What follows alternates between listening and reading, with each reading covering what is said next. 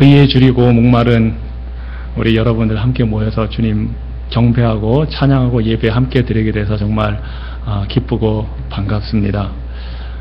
우리 주님이 정말 바라시는 사랑, 바라시는 영혼, 심령은 정말 주를 향한, 주님의 그 의를 향한 간절한 사모하는 마음, 굶주린 마음, 그 주님으로부터 채워지기를 원하는 마음이라고 저도 역시 동의하고 공감하고 함께 믿습니다.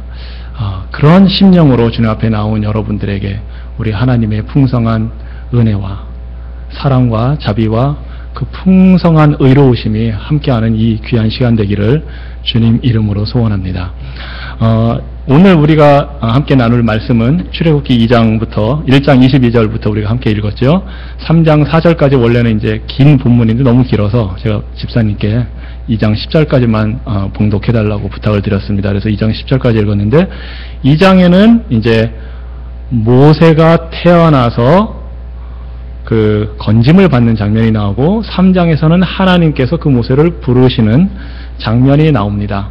제가 지난번에 여러분과 나눴던 것과 비슷한, 사실은 같은 패턴입니다. 하나님께서 이스라엘 백성을 건져내시고 말씀을 주셔서 어떻게 살라고 하신 그 하나님께서 진행하시는 역사가 지금 모세 개인의 삶에서도 똑같이 이루어지고 있는 겁니다. 그래서 모세를 먼저 건져내시고 3장에 가면 하나님께서 모세에게 말씀을 주시면서 어떻게 해야 될지 사명을 주시는 장면이 나옵니다. 오늘 그래서 우리가 그 장면을 시간이 되는 데까지 좀 같이 나누려고 합니다. 이 이야기를 먼저 드리는 것은 우리가 항상 기억해야 할 순서이기 때문에 그렇습니다. 우리의 신앙생활, 우리의 구원은 하나님께서 전적인 하나님의 주권과 능력과 은혜로 우리를 먼저 건져내셔서, 중생이라는 표현을 씁니다. 거듭난다. 건져내셔서, 우리가 거듭나서 성령 하나님의 역사로 먼저 우리를 건져내셔서 이제 하나님의 자녀가 되어서 살도록 말씀을 주셔서 그 사명을 따라 살게 하시는 것, 이것이 우리 구원의 삶의 의미입니다. 그래서 지난번에도 말씀드렸지만 앞에 부분만 생각해서 구원이라고, 그게 구원의 전부다 라고 생각하면 순종의 삶을 놓치기가 쉽습니다. 이런 표현을 또 쓸 수 있습니다. 하나님께서 우리를 건져내시는 것을 칭의라고 표현할 수 있습니다. 영어로는 justification이라고 할 수 있습니다. 우리를 의롭다고 하나님께서 선언을 하신 겁니다. 예수 그리스도의 피로. 그것이 은혜로 되는 것입니다. 그리고 말씀을 주셔서 우리가 살도록 하시는 것, 그래서 우리가 그 말씀에 순종해서 사는 부분을 성화라고 할 수 있습니다. sanctification. 이 두 가지 전체가 다 구원의 의미입니다. 어느 하나만 띄어서 나는 의롭게 되었으니까 내 맘대로 살겠다 할 수 없습니다. 또는 하나님께서 구원해 주시는 그 우리를 의롭다고 해주신 사실을 우리가 믿지 못한다면 내 노력으로 거룩하게 되려는 인간의 노력만 하게 되고, 사실은 그것이 근거 없는 노력으로 끝날 가능성이 큽니다. 그래서 이 두 가지를 함께 해야 되는데, 오늘 이 두 가지가 모세의 삶에서 특별히 또 어떻게 이루어지는지를 함께 보려고 합니다. 그 말씀을 나누기 전에 제가 여러분과 함께 보려고 하는 비디오 클립이 하나 있습니다. 유튜브에 있는 건데 제가 이제 부탁을 드렸는데 그거 함께 보고 나누도록 하겠습니다. But the next contestant, the world show receives 1,000,000 miles away. It's Paul, a mobile phone salesman from South Wales. One day, I tell my other friends, my dream is to stand in my life doing what I feel like I was always doing. Paul, what are you here for today, Paul? To sing opera. I've always wanted to sing as a career. Confidence has always been a difficult thing for me. I've always found it a little bit difficult being completely confident in myself. Okay. Ready when you are.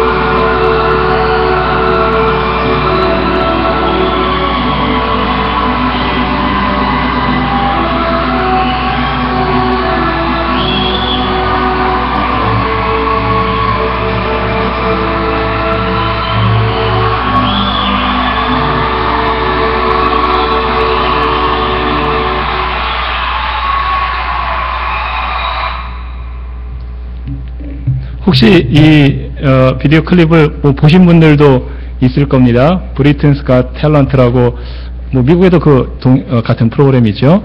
이름은 폴 포츠라고 합니다. 노래 참 잘하죠. 저도 참 좋아하는 노래인데 푸치니 오페라 중에서 아주 멋있는 이 폴 포츠라는 사람이 여러분이 처음에 등장했을 때 어떤 느낌을 받으셨는지 모르겠지만 본인의 그 인터뷰한 걸 봤더니 본인의 그 설명에 의하면 자기는 쉽게 말해서 루저였다고 합니다. 학교 다닐 때부터 어릴 때부터 이름도 하필이면 폴 포츠라고 요즘 젊은 세대는 잘 모를 수 있겠습니다만은 이 폴 포츠 나이 때 그리고 저 역시도 기억을 하는데 캄보디아의 그 킬링필드를 일으켰던 독재자가 있었습니다. 그 사람 이름이 폴 포트였습니다. 영어로는 약간 다르지만. 그래서 어릴 때부터 자신의 어떤 외모, 생긴 것도 그렇고 이름도 그 독재자랑 비슷하다는 이유로 학교 다닐 때 어릴 때부터 친구들한테 놀림받고 왕따 당하고 심지어는 그러니까 분리를 그냥 말로 당하는 정도가 아니고 막 친구들한테 육체적으로도 분리를 당하고 굉장히 힘들게 고생했다고 합니다. 그러면서 자신에 대한 그 자신감이 없어지고 열등감에 빠지게 되고 그래서 심지어는 이런 생각도 했다고 합니다. 야, 내가 계단에서 굴러 떨어져서 크게 다치면 애들이 더 이상 나를 차마 괴롭히진 않겠지 할 정도의 생각을 했다고 합니다.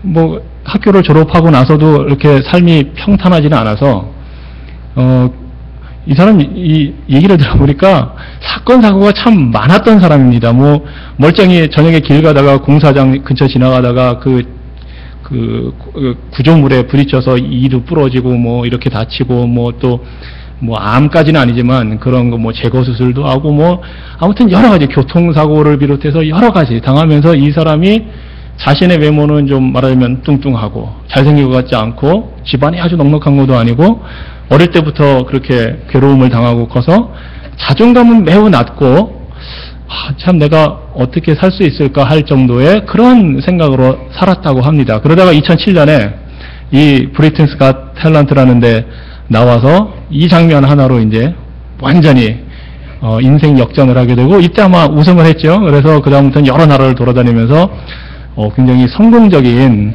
그 가수가 됐습니다. 그래서 정규 그 음악을 뭐 정식으로 많이 배우진 않았지만 교회에서 이제 말하자면 성가대하고 그러면서 그 목소리를 갈고 닦았고 그게 이제 이번에 인정받아서 굉장히 성공했죠. 그리고 한 2011년인가 이제 수잔보일이 또 한번 히트를 쳤죠. 그때 이제 나왔던 게 겉모습만 보고 사람을 판단해서는 안 된다 하는 그런 주제로 둘 다 그 비슷한 어떻게 보면 케이스라고 할 수 있습니다. 근데 이제 이 폴 포츠가 한 얘기가 있습니다. 인터뷰를 하는 과정에서 이 오디션을 얘기하면서 이 오디션이 나로부터 나를 건져냈다. 나로부터 나를 구했다. 이 음악이 나로부터 나를 구했다. 이런 표현을 합니다. 참 어떻게 보면 의미심장한 표현입니다. 나 자신으로부터 나를 구했다. 모세도 어떻게 보면 비슷한 인생을 살았습니다. 오늘 우리가 읽은 1장 22절에 보면 새로 태어나는 모든 남자아이들에게 바로왕의 사형 선고가 떨어졌습니다. 아기가 태어났을 때 남자아이들은 다 죽여라 하는 게 국가의 명령이었습니다. 그 상태에서 모세가 태어났습니다. 모세의 아버지는 아므람이고 어머니는 요게벳이라고 합니다. 레위지파 사람들이었고 모세가 태어나기 전에 두 자녀가 있었습니다. 미리암, 아마 모세가 태어날 때쯤에 한 15살 정도 되었다고 이렇게 이제 추측이 됩니다. 그리고 아론이라는 형이 있었고 한 3살 차이 나는 3살 터울. 그래서 이 두 자녀가 태어날 때는 그 명령이 없었는데 모세가 태어날 때 모든 남자아이를 죽여라라는 바로 왕의 명령이 있었습니다. 그래서 모세가 태어났을 때는 사형 선고를 받은 채 태어난 거나 마찬가지입니다. 태어나자마자 죽게 될 상황, 죽게 될 소위 말하는 운명으로 태어난 모습이 이 모세의 현실이었습니다. 자, 그런데 태어났을 때 이 아이가 너무 귀하고 어느 부모가 안 그렇겠습니까? 귀하고 성경에 보면 이제 준수하고 아름답고, 그래서 부모가 이 아이를 숨겼습니다. 발각되지 않도록 3개월을 숨겼습니다. 히브리서에서는 이렇게 표현합니다. 믿음으로 이 자녀를 숨겼다고. 왕의 명령을 거절하고 믿음으로 자녀를 숨겼다라고 표현을 합니다. 자, 부모의 이 믿음으로 인해서 모세를 3개월 숨겼는데 더 이상 숨길 수가 없었습니다. 그래서 잘 아시는 것처럼 갈대 상자를 엮어서 조그만 배를 하나 만든 겁니다. 그래서 모세를 넣어놓고 나일강 그 지류에 떠내려 보냅니다. 이 기회에 한번 10개라는 영화나 아니면은 이집트 왕자라고 The Prince of Egypt라는 그 애니메이션 영화 되시면 한번 보시면은 이 장면들이 아마 생생하게 이제 여러분에게 더 다가갈 것입니다. 자, 그렇게 했는데 오늘 읽은 말씀해 보니까 바로 왕의 공주 한 명이 시녀들을 데리고 이 나일강으로 목욕을 하러 왔습니다. 당시에 강에서 목욕을 한다는 것은 그냥 이 몸만 깨끗이 한다는 의미만 있는 것은 아닙니다. 나일강이 이 신과 같은 존재이기 때문에 그 농사를 잘 되게 하고, 그래서 나일강을 신적으로 섬기는 것이었기 때문에 이게 아마 어떤 종교 의식과도 이집트인들에게 관련이 있을 텐데, 아무튼 목욕하러 나왔다가 그 떠내려오는 갈대 상자를 보고 열어봤더니 아기가 우는 걸 알았습니다. 그런데 표현이 바로 왕의 공주가 히브리인의 아기라는 것을 알았습니다. 아는데도 불쌍히 여기는 마음이 들게 된 겁니다.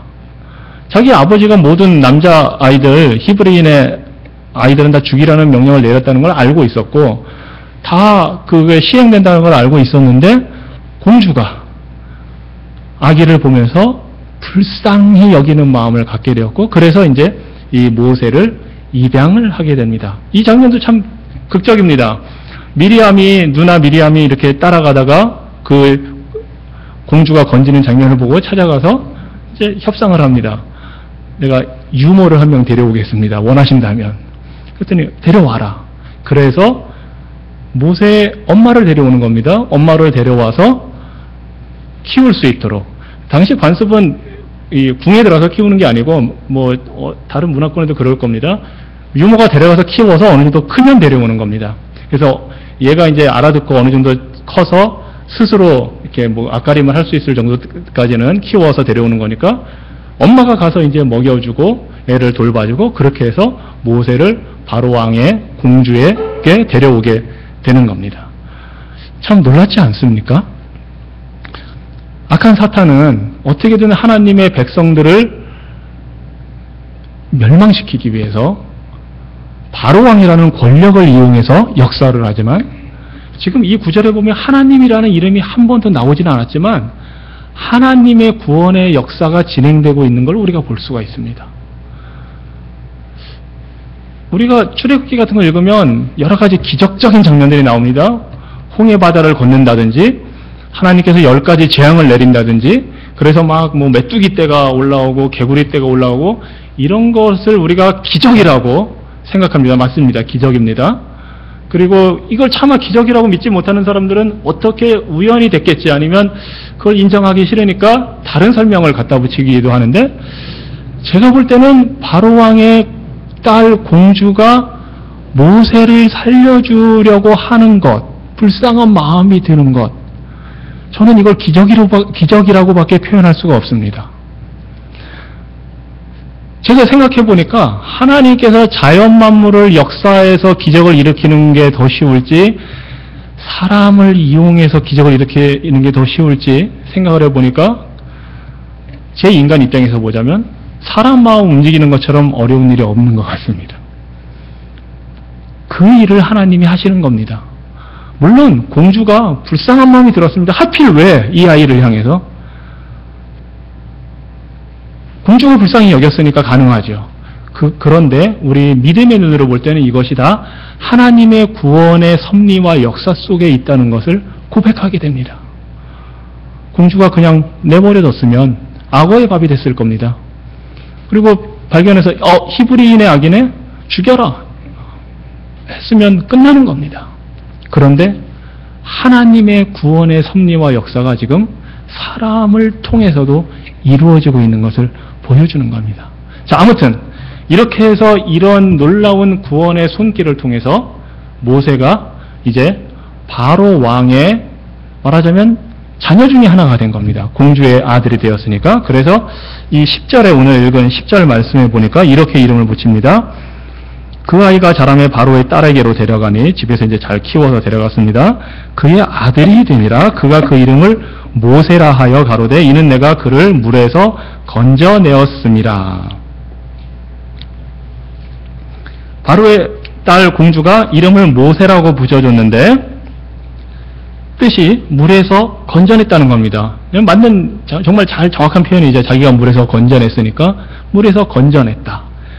물에서 건져냈다. 그래서 모세라고 이름을 지어줬습니다. 그런데 이제 이게 이집트 말로도 요즘 현대 이집트어를 캑틱이라고 하는데 아무튼 뭐 그 당시에 이제 이집트 언어로도 이게 건져냈다는 뜻이 있고 히브리어로도 이스라엘 사람들이 쓰는 히브리어 말로도 건져내다라는 뜻이 있습니다. 참 묘하게 잘 맞는 표현이죠.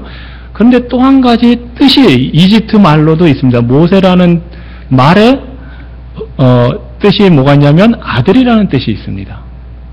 그래서 이제 이걸 어떻게 표현해야 될까요?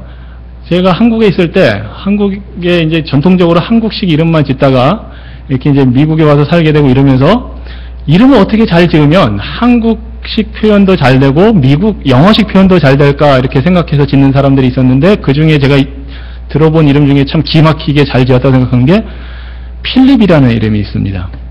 영어로 필립 그대로인데 한자로도 필립이라는 게 이게 성립이 됩니다. 반드시 필자에다가 세울립. 그래서 반드시 크게 된다, 뭐 성공한다라는 좋은 뜻이 있는 말입니다. 그래서 가령 뭐 김필립, 이필립 이렇게 한국말로 붙여도 손색이 없고 미국에 와서는 영어로 필립이라고 쓰면은 뭐 아주 간단하게 해결되는 겁니다. 저처럼 이름이 이 재경 이러면 굉장히 이제 영어권에서는 발음하기 힘든 이름이죠. 그래서 간단하게 저는 그냥 이름을 제라고 소개를 하는데 미국 사람들한테는 필립이라는 이름 하나면 한국에서도 이런 겁니다. 지금 모세라는 이름의 뜻이 뭐냐면 히브리어로 건져냈다라는 뜻이 있고 이집트어로 그 말이 있지만 이집트어로 특별히 아들이라는 뜻이 있습니다. 그 당시 왕들 이름이 뭐가 있냐면 투트모세 이런 왕이 있습니다. 투트모세 1세, 2세. 그러면 그게 뭐냐 하면 모세는 아들이고 투트는 신 이름입니다. 그래서 투트라는 신의 아들. 자기가 이제 그 애기 이름을 지을 때 어느 그 자기가 섬기는 신의 이름을 따서 짓는 겁니다. 아니면 이제 왕들이니까 자기 자신이 신이라고 생각하는 겁니다. 그래서 자기 부모가 이제 왕이었고 아들이 태어나면 투트모세 이렇게 하면 투트라는 신의 아들, 투트라는 왕의 아들 이렇게 되는 겁니다. 람세스라고 또 유명한 왕 여러분이 알 텐데 라가 이집트 태양신입니다. 그래서 람세스라는 거는 라의 아들 이런 뜻입니다. 모세가 그 뜻이 있는 겁니다. 아들. 근데 묘합니다. 모세는 어떻게 보면 주워온 아이잖아요. 아버지가 없는 겁니다. 이제 이 부분이 모세의 정체성이 지금 드러나는 건데 다른 이집트의 왕자들처럼 누구의 아들 해서 투트모세, 람세스 이렇게 이름을 짓질 않고 그냥 모세 했습니다. 아버지가 없는 아들입니다. 낳아준 아버지는 히브리인으로 있지만 이집트의 입양이 돼서 이집트 왕실의 아들이 됐을 때는 아버지가 없는 겁니다. 공주가 입양을 했기 때문에. 그래서 그냥 모세 아들이 되었습니다. 자, 왕궁에 들어가서 살았으니까 이제 이 모세는 뭐 사실은 죽음의 위협 걱정 없이 아주 뭐 누릴 것 다 누리면서 좋은 교육 받으면서 잘 자랐습니다. 요즘식으로 제가 표현을 어떻게 할까 생각해 봤더니 그 당시 이집트는 전 세계 그 당시 세계 최강대국이었습니다. 오늘날로 말하면 미국입니다. 그래서 어떻게 보면 이겁니다. 그 아프리카에서 입양돼서 대통령의 아들로 들어가게 된 거나 마찬가지입니다. 그래가지고 웨스트포인트 육사를 나와서 하버드 로스쿨 가서 공부하고 법도 공부하고 와튼 스쿨 가서 그 막 경영학도 공부하고 해서 최고의 교육을 받고 경력을 쌓고 가령 UN 대사로 나가서 활동도 하고 전쟁터 나가서 지휘도 하고 뭐 그냥 모든 걸 다 갖춘 아주 훌륭한 인재로 지금 모세가 성장을 한 겁니다. 자, 그렇게 해서 이제 10장까지가 그런 식으로 진행이 되는데, 제가 이제 그걸 요약을 해드린 거고, 11절에, 2장 11절에 이런 표현이 나옵니다. 모세가 장성한 후에 한 번은 자기 형제들에게 나가서 그 고역함을 보더니 힘들게 고생하고 있는 걸 봤다는 겁니다. 어떤 애굽 사람이 어떤 히브리 사람 곧 자기 형제를 치는 것을 본지라. 이때가 40세입니다. 사도행전 7장에 보면 스데반이 설교하는 장면이 나옵니다. 이스라엘 백성 그 지도자들을 향해서.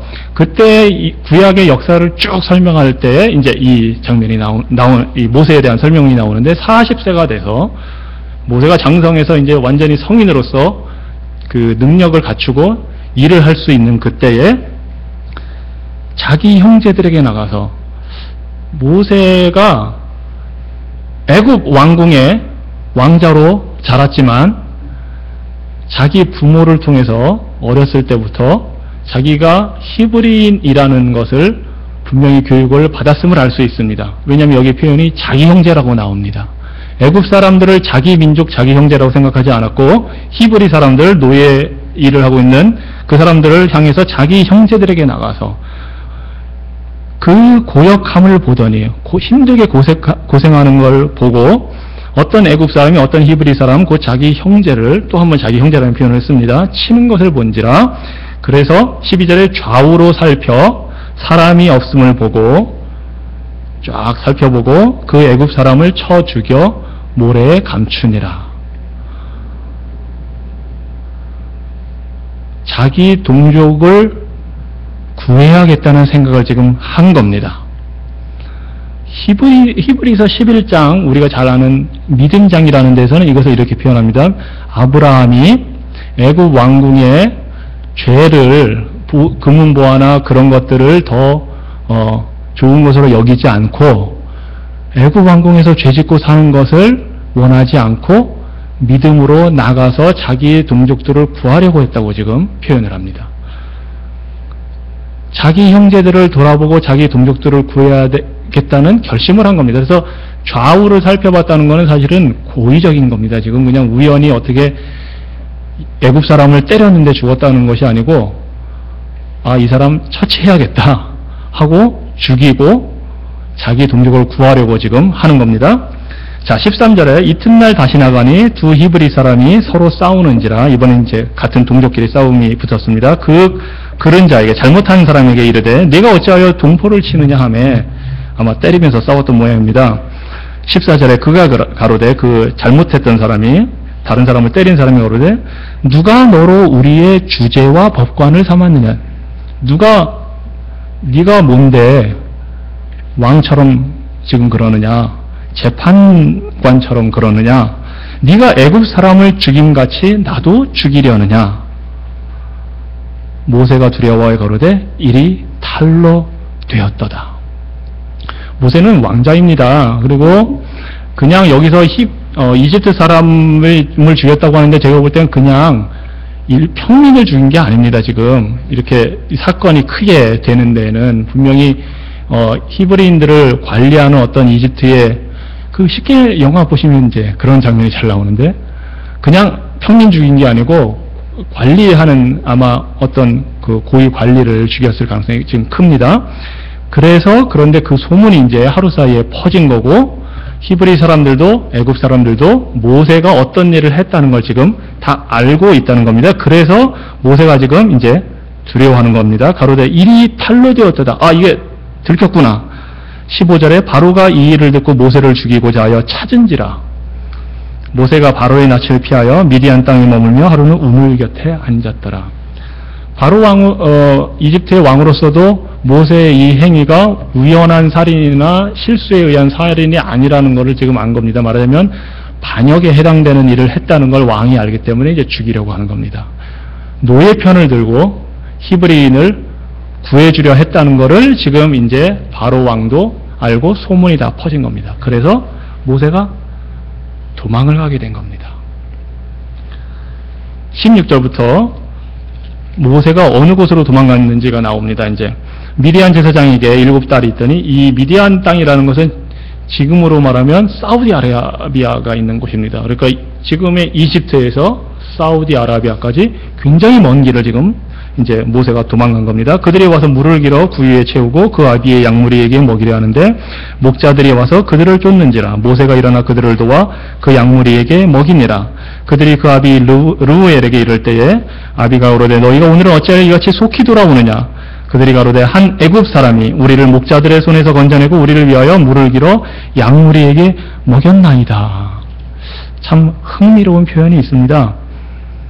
19절에 보면 이제 이 여자들이 양을 데려와서 물을 먹이려고 했더니 다른 말하자면 양치기들이 못 먹게 하고 막 쫓아냈는데 모세가 도와준 겁니다. 이 여자들을.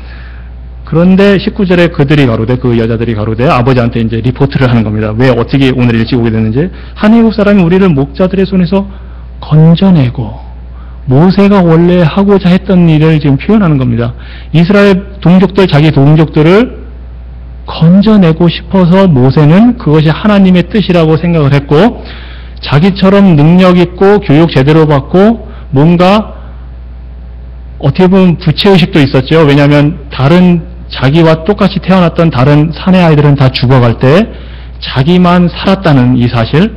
그래서 이거는 하나님이 나에게 뭔가 뜻을 부여한 거다.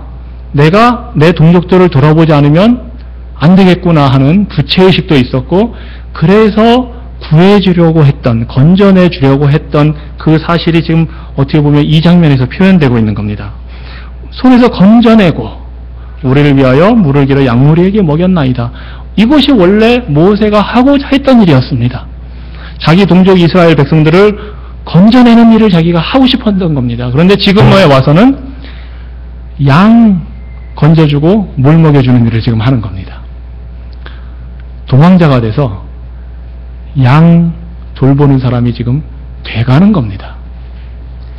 20절에 아비가 르우엘이라고 하는 그 이제 미디안의 족장입니다. 딸들에게 이르되 그 사람이 어디 있느냐? 너희가 어찌하여 그 사람을 버리고 왔느냐? 그를 청하여 음식으로 대접하라 하였더라. 모세가 그와 동거하기를 기뻐하며 그가 그 딸 십보라를 모세에게 주었더니 그가 아들을 낳으며 모세가 그 이름을 게르솜이라 하여 가로되 내가 타국에서 객이 되었음이라 하였더라. 그리고 23절에 여러 해 후에 이런 표현이 나옵니다. 40살이 되었을 때 자기 백성을 구하기 위해서 나가서 일을 벌였습니다. 하나님께서 자기에게 주신 사명이 있다고 모세는 생각을 했습니다. 그래서 구하기 위해 이집트 사람 억압하는 못된 이집트 사람을 죽였습니다. 그런데 자기에게 돌아온 거는 이집트 사람한테 쫓기는 건 뭐 그래도 괜찮습니다. 자기는 명분을 가지고 자기 동족을 구하기 위해서 이집트 사람을 죽였으니까 뭐 그거 갖고 나를 죽이려고 한다면 그거는 받아들일 수 있습니다. 그런데 모세가 받아들이기 힘들었던 건 뭐냐면 같은 동족인 이스라엘 사람들, 히브리 사람들의 반응이었습니다. 네가 뭔데 나를 판단하고 네가 재판관처럼 행하느냐? 네가 뭔데 왕처럼 지금 여기서 판단하고 있느냐? 하는 반응이었습니다.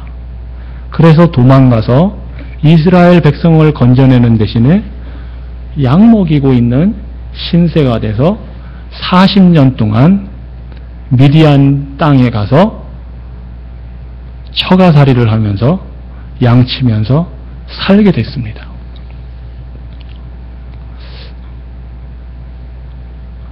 한국 역사에서 표현을 하자면 이렇게 되겠죠.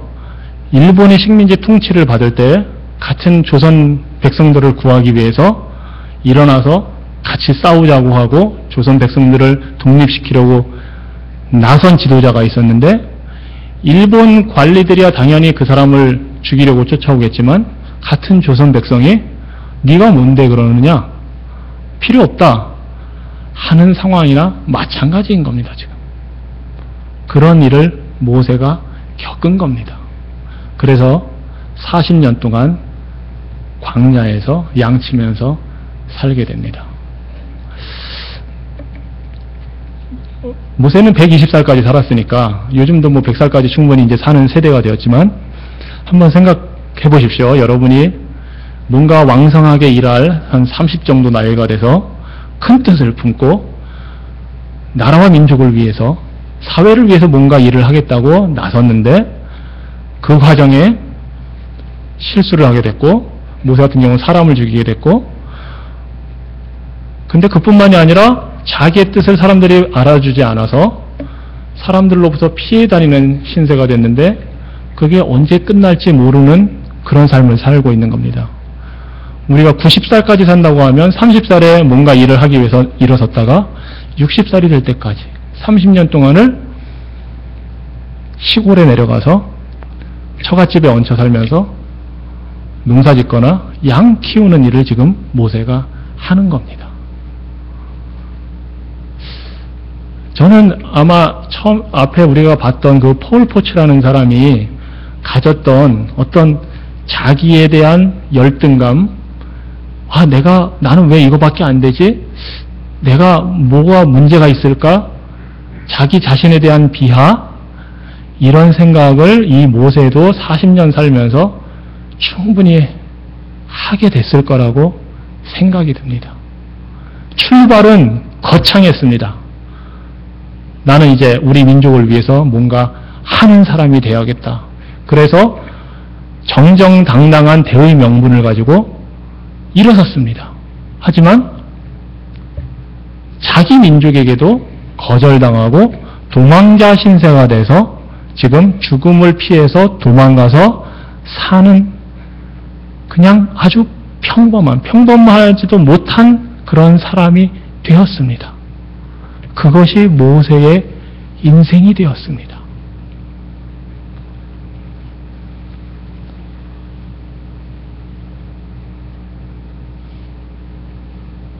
그런데 그 40년, 80년이라는 모세의 세월 동안 모세가 볼 때는 하나님이 나를 구원해 주셔서 뭔가 나에게 큰 일을 시킬 것 같으니 하나님이 나를 버리셨구나 할 정도까지 생각이 들 상황에 이르렀을 정도지만 하나님은 하나님의 때를 기다리시면서 모세를 향한 계획을 갖고 계셨습니다. 40년이라는 세월 보통 일이 아닙니다. 우리에게 10년만 어떤 뜻대로 일이 안 돼서 돌아가고 고생하는 세월이 주어진다면 굉장히 고통받을 겁니다. 그런데 그 40년을 자기 비하와 절망 속에서 살아가는 모세를 향해서 하나님은 그 계획을 꺾거나 버리신 적이 없었습니다. 자, 모세가 실패한 데는 좀 이유가 있습니다. 우선 하나님의 때가 되지 않았기 때문입니다. 아주 간단합니다. 하나님의 때가 아직 안 됐기 때문에. 하나님의 때가 되지 않았는데 내가 뭔가를 하려고 할 때는 하나님이 일하시기보다는 내가 일을 하게 됩니다. 그것이 40살 때 모세가 했던 일입니다. 그래서 죽였습니다. 스데반 신약성에서 이렇게 표현합니다. 원수를 갚았다. 근데 이게 단순한 말 같지만 원수 갚는 것은 하나님께 속해 있기 때문에 우리 사람들이 함부로 원수 갚는 일을 해서는 안 됩니다. 정당한 권리와 권위가 주어졌을 때 가령 정부 권력을 통해서 재판 절차를 통해서 해야 되는 일이지 개인적으로 나한테 어떤 원수 지는 일이 있다고 해서 그것을 갚으면 안 된다는 것이 하나님의 원칙입니다. 그래서 요셉조차도 그런 고백을 합니다. 형제들을 만나서 다 화해를 하고 나서 여전히 그 형들이 자신을 파른 걸 가지고 두려워할 때 그 표현합니다. 원수 갚는 것은 하나님께 속한 것이고 내게 속한 것이 아닙니다. 그것이 10계명을 주고 하나님의 계명을 주기 이전부터 하나님께서 이 세상을 창조하시고 인생들이 잘못됐을 때부터 주신 하나님의 원칙입니다. 그런데 모세는 자신이 무언가 됐다고 생각해서 원수를 갚으려고 했습니다. 의도는 좋은 것이었습니다. 자기 백성들을 구하려는 것이었으니까. 그런데 그것이 하나님의 방법이 아니었습니다. 내 방법대로 움직였고 하나님이 함께하지 않는 일을 모세는 한 겁니다. 자, 단순히 이스라엘 백성에게 거절당했기 때문에 모세가 절망했을 것 같지는 않습니다. 우리 인생이 가장 절망스럽게 느낄 때는 하나님이 내 편이 아닌 것 같을 때, 하나님이 나와 함께 하지 않는 것 같을 때, 나는 옳은 일을 한다고 했는데 그 순간에 하나님이 함께 하지 않는다고 느낄 때 가장 절망스러운 겁니다. 모세 40년 동안의 그 고통과 절망은 단순히 인간적인 절망뿐만이 아니었을 거라고 저는 생각을 합니다. 이스라엘 백성에게도 버림받았고 이집트 왕으로부터 도망다녀야 됐고 영적으로는 왜 하나님이 그때 나를 안 도와주셨지? 왜 하나님이 그때 나에게 역사를 일으켜 세워주시지 않았지? 하는 회의가 드는 것. 이것이 가장 큰 아픔이고 안타까움입니다. 우리 신앙생활할 때 그럴 때 있습니다. 왜 나는? 왜 우리 교회는? 왜 우리 삶은? 왜 하나님이 이거 안 해주실까? 왜 하나님의 손길이 느껴지지 않는 걸까? 하고 생각될 때가 있습니다. 그 세월이 1년일 수도 있고 10년일 수도 있고 20년일 수도 있습니다. 모세의 경우는 40년이나 계속된 겁니다. 그래서 이제 80대였으니까 무슨 기대를 하겠습니까? 모세 개인적으로는. 그 40대 가장 혈기왕성할 때에 일을 했어야 될 때 40년을 허송세월을 한 거나 마찬가지인데, 자, 그런데 그 40년이 다 꽉 찼을 때가 하나님의 때는 시작되는 겁니다. 그래서 3장의 1절부터 이렇게 나옵니다. 모세가 그 장인 미디안 제사장 이드로의 양무리를 치더니 그 무리를 광야 서편으로 인도하여 하나님의 산 호렙에 이르매 여호와의 사자가 떨기나무 불꽃 가운데서 그에게 나타나시니라. 이 산 호렙은 뒤에서는 신의 산으로 나옵니다. 이름이 이제 두 가지가 있어서 그러는데 같은 산입니다. 여호와의 사자가 떨기나무 불꽃 가운데서 그에게 나타나시니라. 그가 보니 떨기나무에 불이 붙었으나 사라지지 아니하는지라. 신기한 일입니다. 나무가 불타고 있는데 타서 없어져야 되는데 그냥 계속 불은 타오르고 나무는 그대로 있습니다.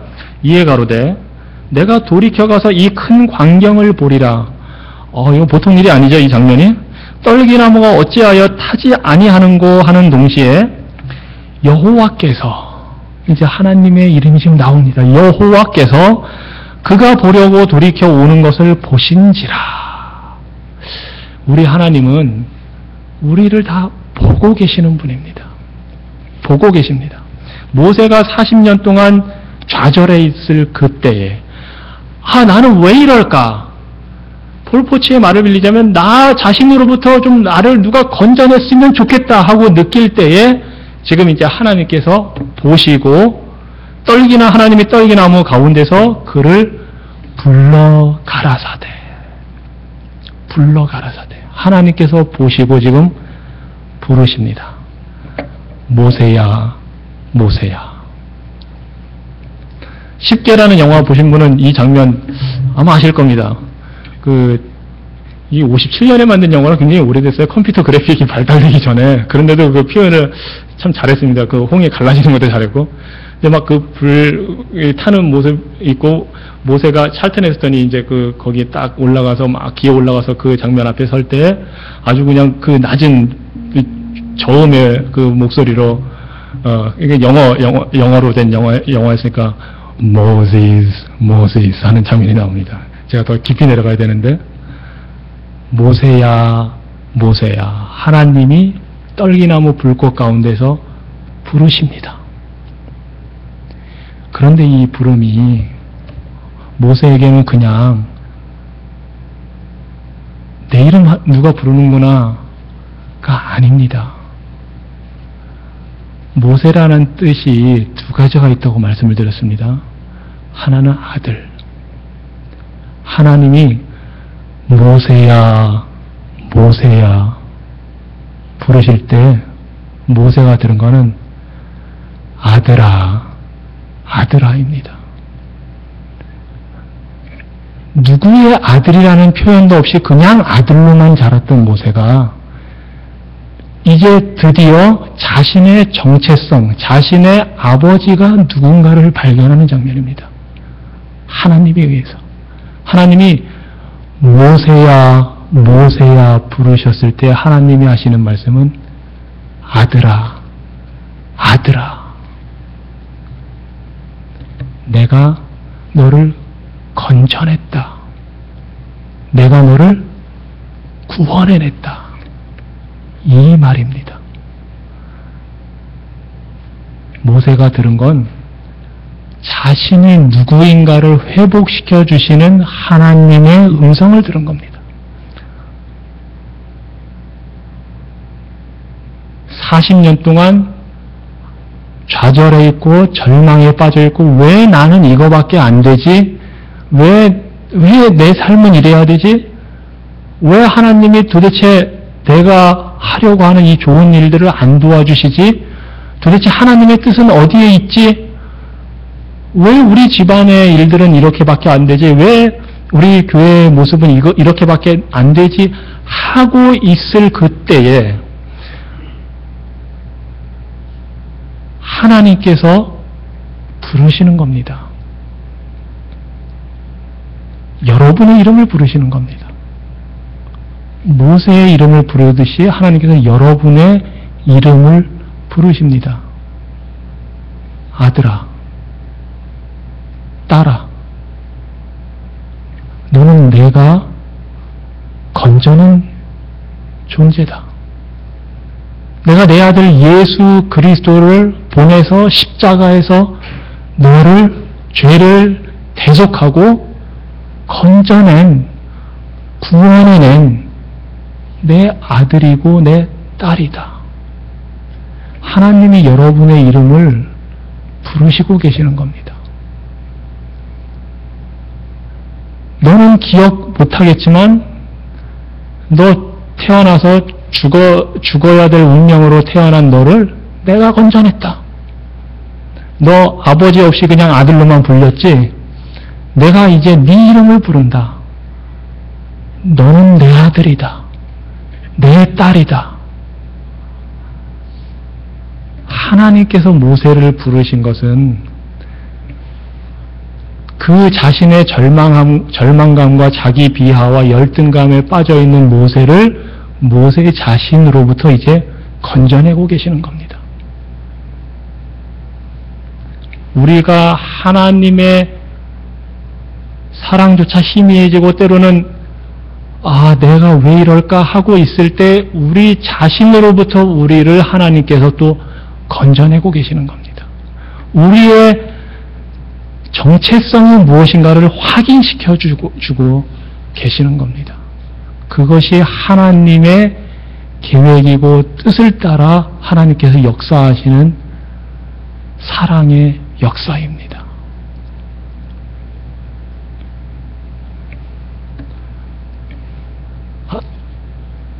하나님께서 모세를 부르신 건 서두에도 말씀드렸지만 사명을 주시기 위해 부르신 겁니다. 그 사명이 어떻게 이루어지는지는 이제 우리가 다음 시간에 살펴볼 텐데, 오늘 우리가 기억해야 될 것은 하나님은 모세를 부르신 것처럼 우리를 부르신다는 사실입니다. 어떤 존재로 우리를 부르시느냐? 내가 너의 구원자다. 너는 내 아들이고 내 딸이다. 이것을 기억해라. 이것을 기억해라. 기도하시겠습니다.